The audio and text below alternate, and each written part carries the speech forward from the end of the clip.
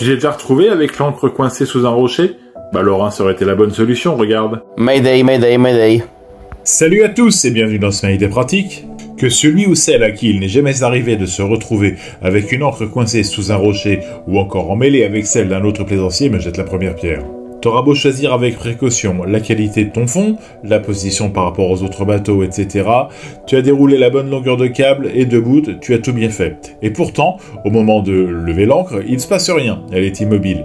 Et tu sais pas où est sa verticale, car la marée, les courants, les autres bateaux, bref. Tout ça a pu modifier les physionomies des lieux et donc la vision que t'as de l'encre. C'est exactement ce à quoi sert un orin. Un orin, c'est ni plus ni moins que l'indicateur de l'emplacement d'une encre. Le principe de base est très simple. Tout ce qui flotte à la surface de l'eau le fait perpendiculairement à ce à quoi il est attaché au fond de l'eau. Qu'il s'agisse d'une encre, d'un sous-marin ou d'un rocher, si tu fais abstraction du courant, l'indicateur, l'orin donc, sera toujours au-dessus, à la verticale de ton encre. Alors tu vas me dire, je suis bien avancé, je sais où est mon encre, ça la décoince pas pour autant et t'as à peu près raison.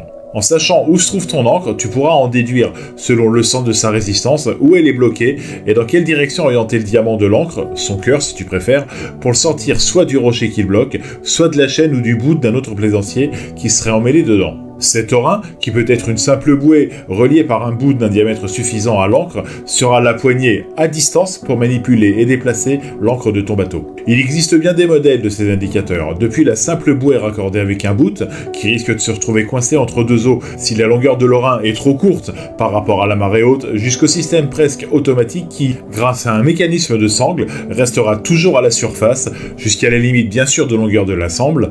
Tu trouveras ton bonheur sur le marché. Dans tous les cas, si je n'ai pas un modèle précis à te recommander, je pense que l'orin idéal devrait avoir les caractéristiques suivantes.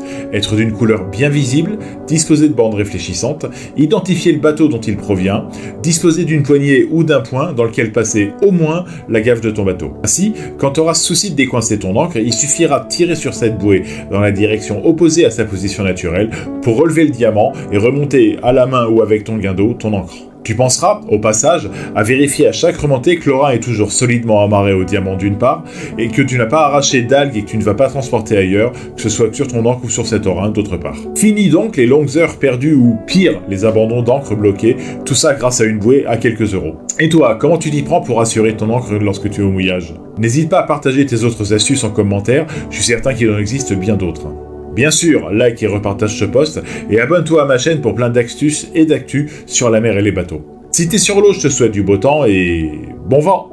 Tu aimes ce que tu viens d'entendre? Alors n'hésite pas à republier, à liker et à t'abonner à ma chaîne.